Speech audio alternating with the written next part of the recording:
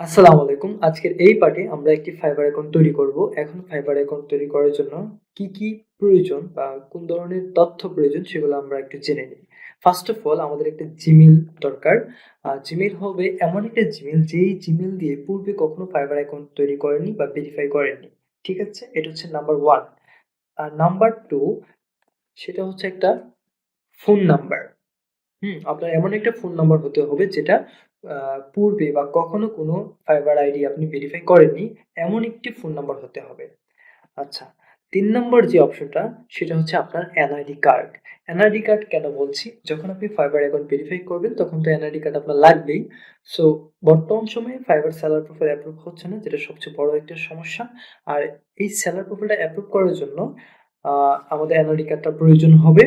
এবং কেন প্রয়োজন হবে সেটা আমি আরো বলছি ক্লিয়ার করে, তাহলে আপনারা বুঝতে পারবেন। কারণ ফাইবার এতটাই আপডেট হয়েছে যে প্রত্যেকটা বিষয়ে আপনাকে একদম পুঙ্খানুপুঙ্খভাবে, হ্যাঁ, রিসার্চ করে এবং আপনার এনআইডি কার্ডের সাথে মিল আছে এরকম ইনফরমেশন আপনাকে দিতে হবে। যদি আপনার এনআইডি কার্ডের সাথে কোনো ইনফরমেশন মিল না থাকে, এনআইডি কার্ডের নামের সাথে আপনার ফাইবার অ্যাকাউন্টের নাম মিল না থাকে, সেক্ষেত্রে ফাইবার আপনার প্রোফাইলটাকে অ্যাপ্রুভ করবে না, সেলার প্রোফাইলটা অ্যাপ্রুভ করবে না। এই জন্য আমাদেরকে এনআইডি কার্ডটা প্রথমেই প্রয়োজন। এনআইডি কার্ডে যেই তথ্য আছে সেই তথ্য অনুযায়ী আমরা আমাদের ফাইবার অ্যাকাউন্টটা তৈরি করব। ঠিক আছে? সো আমরা এখন আমাদের ক্রোম ব্রাউজারে চলে আসি। ক্রোম ব্রাউজারে চলে আসার পর এখানে আমরা ফাইবার লিখে সার্চ করব। ফাইবার লিখে সার্চ করার পর এখান থেকে ফাইবার যে লগ ইন অপশনটা আছে এখানে ক্লিক করব। এখানে ক্লিক করার পর আমাদেরকে এই ইন্টারফেসে নিয়ে আসবে। এখান থেকে আমরা সাইন ইন যে অপশনটা আছে একদম কর্নারে এখানে ক্লিক করব। আচ্ছা, এখন আপনারা দুইটা অপশন এখানে দেখতে পাচ্ছেন। প্রথমত আপনারা দেখতে পাচ্ছেন কন্টিনিউ উইথ গুগল এবং দ্বিতীয়ত আপনারা দেখতে পাচ্ছেন কন্টিনিউ উইথ ইমেল। আমরা সরাসরি ইমেল দিয়ে আমরা এখানে করতে পারি, অথবা আমরা গুগল অ্যাকাউন্ট দিয়ে ফাইবার অ্যাকাউন্টটা করতে পারি। সো আমি আপনাদেরকে সাজেস্ট করব আপনারা সর্বপ্রথম কন্টিনিউ উইথ গুগল যে অপশনটা আছে এইটা দিয়ে তৈরি করুন। এখন এইটাতে দিয়ে যদি তৈরি করেন তাহলে আপনার জিমেলটা ভেরিফাই করতে হবে না, ফাইবার অটোমেটিকলি আপনার অ্যাকাউন্টটাকে ভেরিফাই করে দিবে। ঠিক আছে? দেন আমরা কন্টিনিউ উইথ গুগলে ক্লিক করলাম।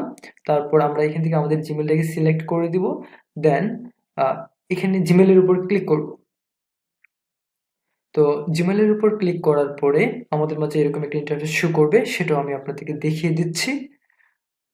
এই যে দেখুন, get your profile start, choose user name. আমাদের এখানে একটা ইউজার নেম দিতে হবে।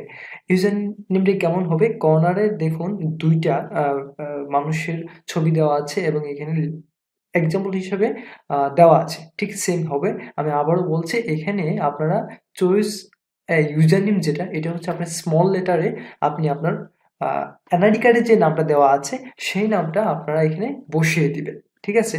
আমি যদি আপনাদেরকে একটু দেখাই তাহলে আপনারা আরো ক্লিয়ার হয়ে যাবেন। হুম এখানে স্মল লেটারে আপনি নামটা লিখবেন। আমি একটা ড্রজ ফাইলের মধ্যে লিখে রেখেছি। সো ওইখান থেকে আমি এই নামটা বসিয়ে দিব। আমি এটা কপি করে নিচ্ছি।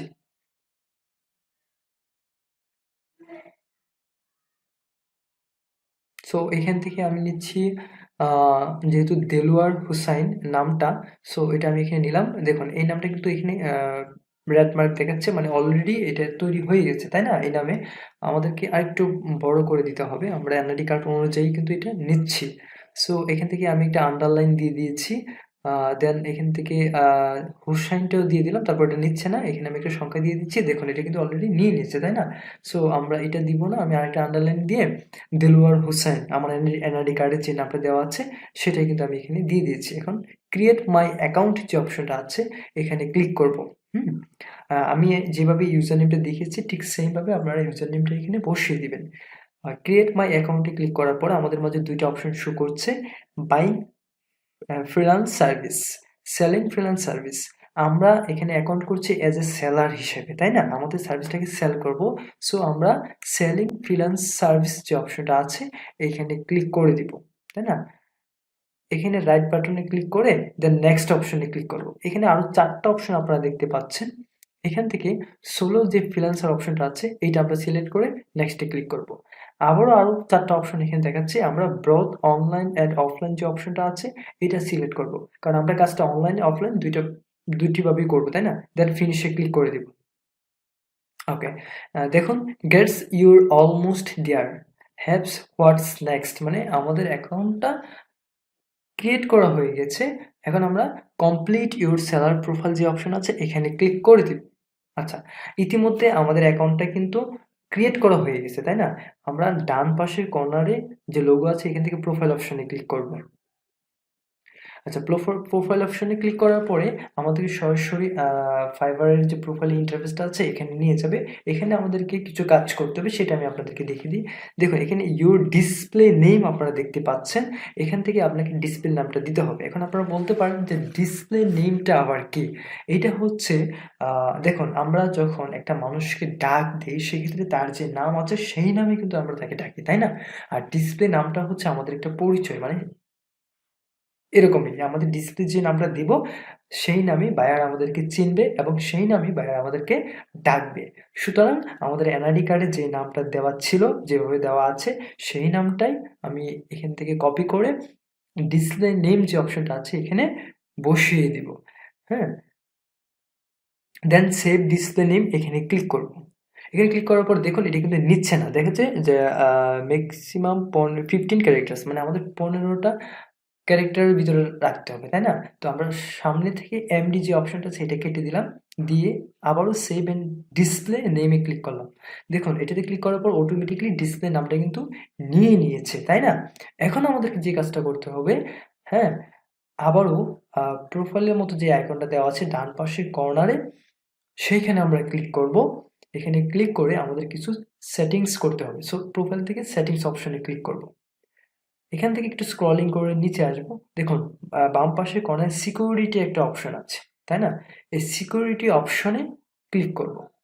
এখানে ক্লিক করার পর নিচে আমি আপনাদেরকে বলেছিলাম, যেহেতু আমরা অ্যাকাউন্টটা কন্টিনিউ উইথ গুগল দিয়ে করেছি, অটোমেটিকলি আমাদের অ্যাকাউন্টটা ভেরিফাই হয়ে গেছে। আপনি কিন্তু কর্নারে দেখতে পাচ্ছেন যে যে ফোন ভেরিফিকেশন, এটা আমাদেরকে করতে হবে। মানে আমরা যে নাম্বারটা নিয়েছি বা নাম্বারটা আমাদের কেন লাগবে সেই জন্য আমাদের ফোন ভেরিফিকেশন করতে হবে ওই নাম্বারটা দিয়ে। সো আমরা এই ভেরিফাই নাওয়ে ক্লিক করার পরে আমাদের মাঝে এরকম একটা ইন্টারফেস শো করবে।